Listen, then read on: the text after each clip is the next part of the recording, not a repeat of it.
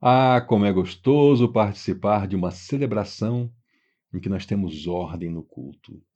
Olá, seja bem-vindo. Aqui nós estudamos a Bíblia. Estamos juntos estudando a primeira carta de Paulo aos Coríntios, capítulo 14, hoje a partir do verso 26. Pai amado, obrigado pelas celebrações nas comunidades em todo o mundo. Obrigado porque o Senhor está presente, onde dois ou mais se reúnem em teu nome. Senhor, esteja conosco e nos ensina a tua palavra, nos guia a toda a verdade. Em nome de Jesus. Amém. Amém, né? Diz assim a palavra do Senhor, 1 Coríntios 14, 26. Portanto, o que diremos, irmãos? Portanto, eu sempre digo, quando começa uma frase com portanto, tem que ter alguma coisa que veio antes. No começo do capítulo 14, os primeiros 25 versos, Paulo estava discorrendo sobre a necessidade da igreja buscar os dons que edificam a igreja. E eu expliquei aqui de maneira muito entusiasmada sobre esse tema e sobre o erro de ficar orando em línguas o tempo todo, onde não há quem interprete. Ficar na igreja o tempo todo orando em línguas, onde não há edificação. E que nós deveríamos buscar a profecia. Aí Paulo falou tudo aquilo e diz: portanto, que diremos, irmãos? Quando vocês se reúnem, isso aqui está falando sobre a celebração, tá? Sobre o culto da igreja.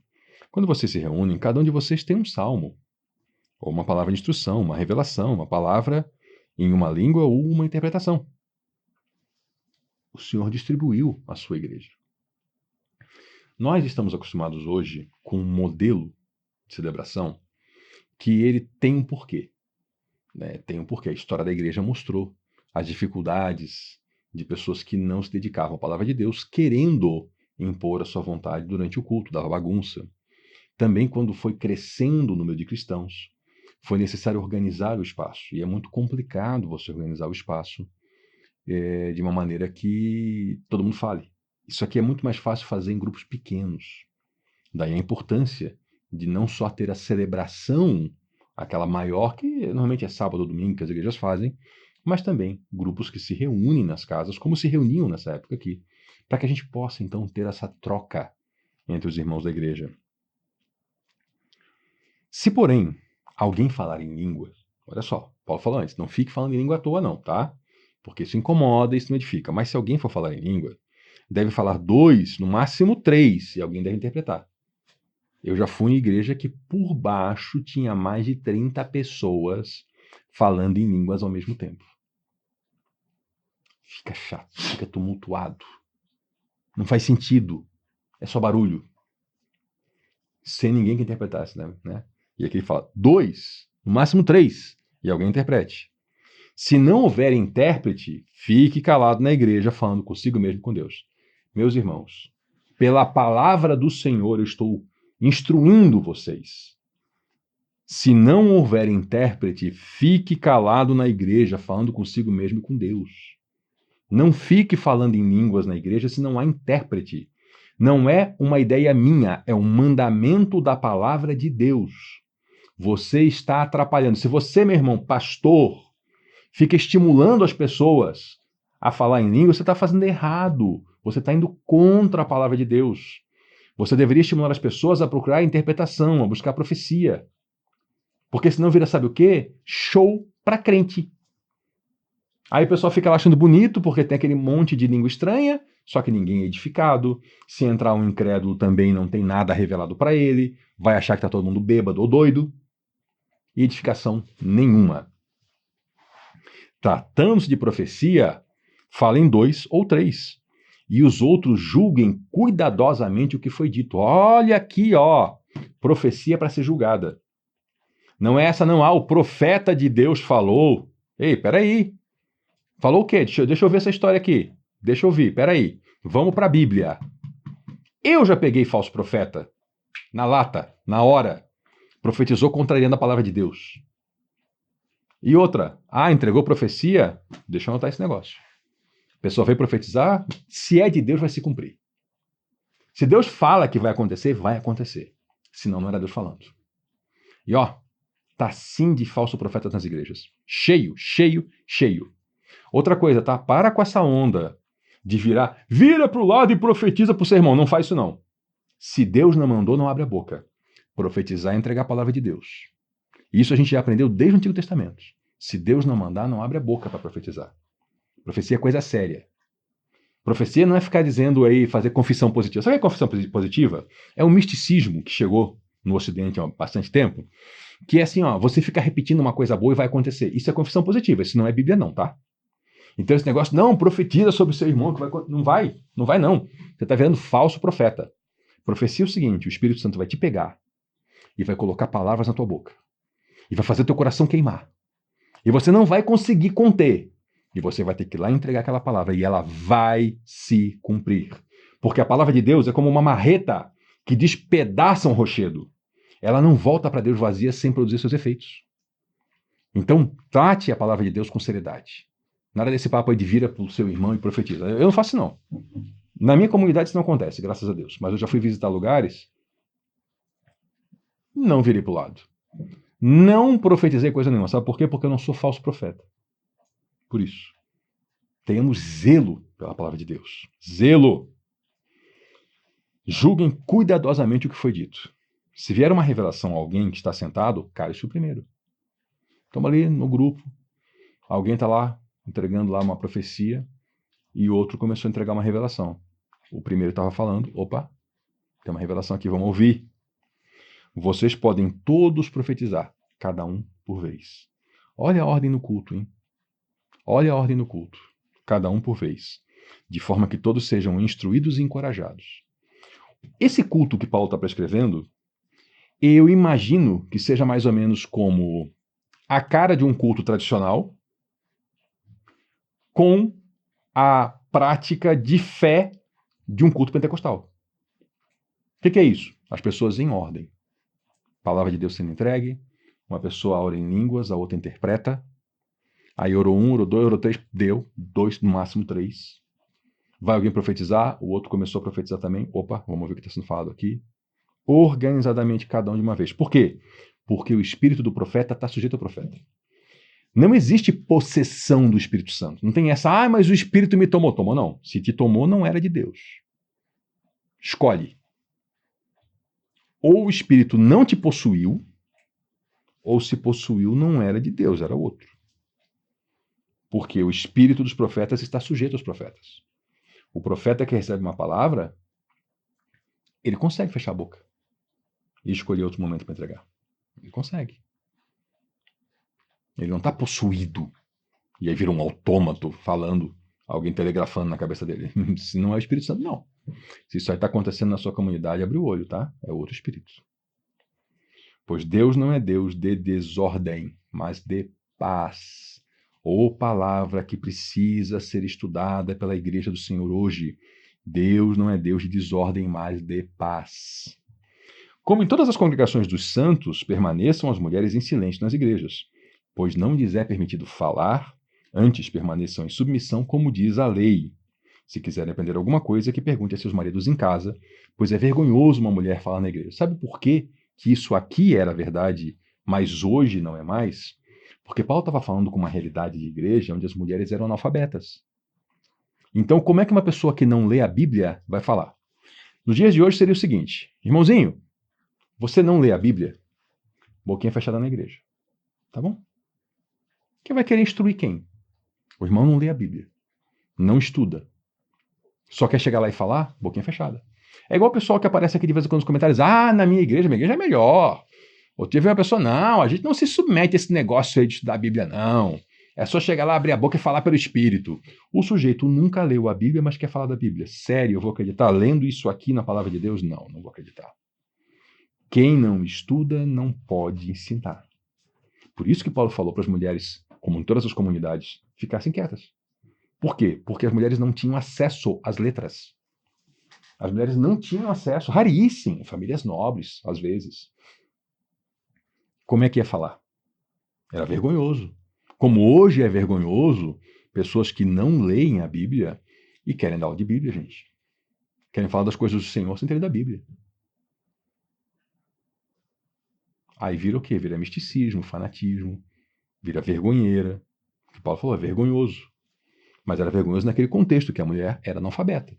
Hoje a realidade é outra, né? Mas olha só, tá? Vou fazer aqui um contraponto usando as próprias palavras de Paulo. Esse mesmo Paulo falava sim no ministério feminino.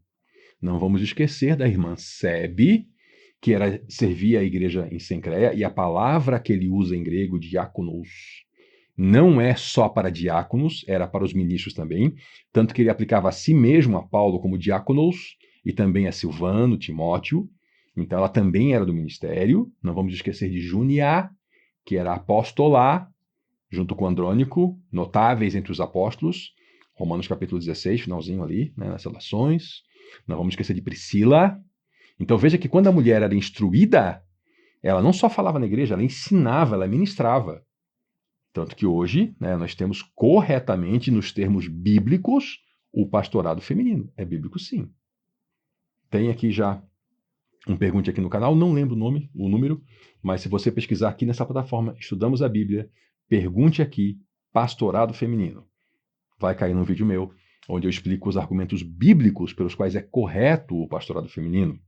Então, veja que Paulo, a cada cultura, a cada realidade, ele aplica o que tem que ser aplicado. Aqui ele fala que é vergonhoso a mulher falar na igreja, tá? E ele tinha Priscila, que era uma mulher instruída, que ensinava. Por quê? Porque aqui ele está falando que mulheres que eram analfabetas. Então, vamos botar cada coisa no seu lugar, tá? Você já notou que esse pessoal que pega texto fora de contexto faz isso sem qualquer amor? Como esse pessoal gosta de maltratar a mulher? Como esse pessoal gosta de oprimir a mulher? Você vê que, bom, a conduta dessas pessoas fala por si. Acaso a palavra de Deus originou-se entre vocês? São vocês o único povo que ela alcançou? Isso aqui serve para nós também. Se alguém pensa que é profeta ou espiritual, reconheça que o que estou escrevendo a vocês é mandamento do Senhor. Se ignorar isso, ele mesmo será ignorado. Olha o que Paulo vem ensinando aqui sobre ordem no culto. Aí chega uma igreja que diz, não, meu irmão, porque aqui a gente é espiritual, eu já ouvi isso. Tá? Aqui a gente é espiritual e se o Espírito está fazendo, a gente tem que dar liberdade. Aí Paulo vai dizer assim, ei, acaso a palavra de Deus ela surgiu entre vocês, entre a sua comunidade? Vocês são o único povo que foi alcançado pela palavra de Deus? Vocês estão pensando que vocês são muito profetas, muito espirituais? É? Então reconheça que aquilo que está aqui na Bíblia é palavra do Senhor. Quem ignorar isso vai ser ignorado também. Então não tem essa. Não, aqui a gente é pelo mover do Espírito. Que mover do Espírito é esse que vai contra a Bíblia? Porque quem inspirou a Bíblia foi o Espírito Santo. Não venha, como já vieram, né? A pessoa querer justificar, não, eu não estudo a Bíblia, não leio. Eu estou aqui no mover do Espírito. Ah, é? Eu perguntei, como é que você vai saber se é o Espírito Santo ou é Satanás? Aí a pessoa, não, sério. Porque vai discernir como não ler a Bíblia. O próprio apóstolo João escreveu na Bíblia que o diabo se disfarça de anjo de luz para enganar os outros. Aí você está aí nessa sua vibe aí, mística, tomado pelo Espírito. Como é que você sabe que é o Espírito Santo esse negócio aí? Não lê a Bíblia. Então não tem essa não. Reconheça que o que está aqui na Bíblia é do Senhor. Quem ignorar isso vai ser ignorado. Portanto, meus irmãos, busquem com dedicação o profetizar e não proíbam falar em línguas. Já vi isso também. Deus tem misericórdia dos pastores que proíbem o falar em línguas. Estão proibindo que a igreja manifeste um dom autêntico do Espírito Santo. Ordem no culto bíblico, proibir falar em línguas? Não faça isso. Não faça isso. Mas tudo deve ser feito com decência e ordem. Tudo deve ser feito com decência e ordem. Não tem espaço no culto bíblico para bagunça, para desordem. Não tem espaço para isso.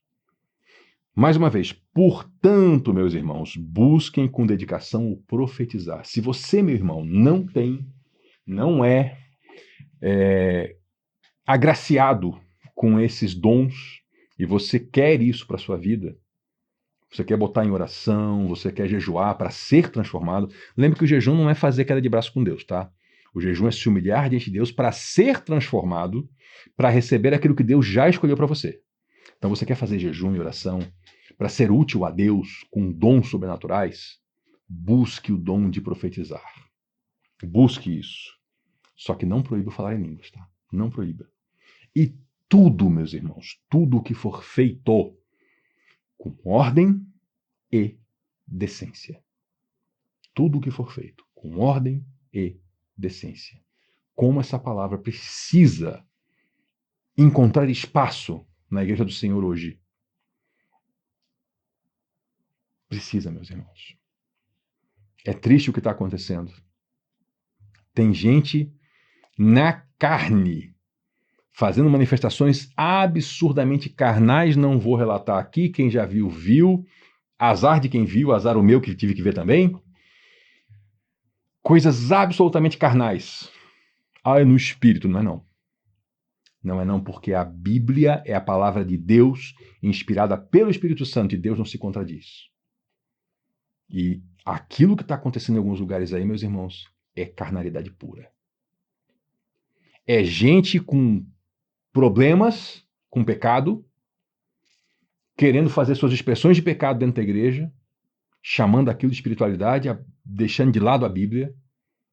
Como essa palavra aqui precisa alcançar a igreja do Senhor hoje. Então, se você, meu irmão, também crê na atualidade dos dons do Espírito Santo como eu creio, e se a sua igreja, a sua denominação, não pratica isso, olha essa palavra final, tudo com ordem e decência. Não seja você a mosca que cai no perfume e estraga tudo. Você crê? Busque. Busque em casa, no seu coração, busque na oração, no jejum, mas não avacalhe o culto da sua igreja. Se chegar num ponto que você fala assim, não dá mais para ficar aqui, se despeça e vá para outro lugar. Mas não faça desordem e indecência, achando que Deus vai aprovar porque você se acha muito espiritual e profetiza ou ora em línguas e está numa igreja tradicional. Não faça isso, não. E vou dizer para você, vou dizer porque eu conheço, pessoalmente. Tem gente em igreja tradicional, igreja que prega a cessação dos dons do Espírito Santo e que é batizado no Espírito Santo, que tem dom, que exerce os dons no silêncio, edificando, trabalhando pelo povo de Deus, com decência e ordem. Então não pense que é só a igreja pentecostal que tem manifestação de dom. Não pense que em igreja tradicional não tem manifestação de dom. E não pense que tudo que você vê sendo feito dentro de uma igreja pentecostal é do Espírito Santo. Tem muita carne também, como em todo lugar. Na igreja tradicional, a carnalidade se revela de uma maneira diferente. Na pentecostal, de outra. Todas as igrejas têm o cristão espiritual e tem também o cristão carnal. O que a gente tem que fazer? Aqui, ó. Essa aqui, ó. Essa é a nossa profecia. Essa é a regra de fé e prática. É aqui que a gente vai discernir o que é o certo e o que é o errado, para poder a gente se conduzir por esse caminho que o Senhor nos mostra. Muito obrigado pela sua companhia. Volte na próxima, porque aqui nós estudamos a Bíblia. Até lá.